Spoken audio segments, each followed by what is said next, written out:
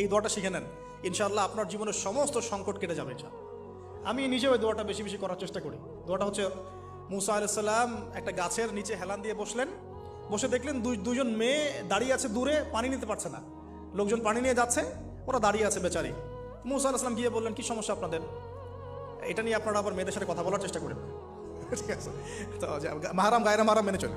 তারা বললেন যে আমাদের বাবা অনেক বৃদ্ধ মানুষ, আমরা পানি নিতে পারি না যতক্ষণ না আমাদের কম পানি নিয়ে চলে যায়।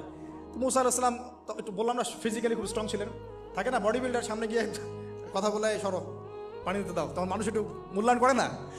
তো মুসা আলাইহিস সালাম এভাবে পানি নিয়ে দিলেন এবং বাছুরদেরকে পানি পান করালেন, করিয়ে গাছের নিচে এসে বসে আছেন।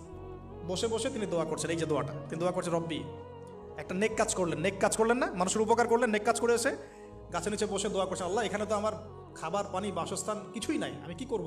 রব্বি ইন্নি লিমা আনজালতা ইলাইয়া মিন খায়রিন ফাকির, রব্বি ইন্নি লিমা আনজালতা ইলাইয়া মিন খায়রিন ফাকির। আবার বলেন, রব্বি ইন্নি লিমা আনজালতা ইলাইয়া মিন খায়রিন ফাকির। অর্থ হচ্ছে, হে আল্লাহ, তুমি তোমার পক্ষ থেকে আমার উপরে যে নেয়ামতগুলো দিবে, আমি এর জন্য ফকির হয়ে বসে আছি। আল্লাহ অর্থ বুঝে পড়বেন ভাই, নামাজ রোজা হজ জাকাত যাই করেন আল্লাহর ওয়াস্তে অর্থ বুঝে পড়বেন।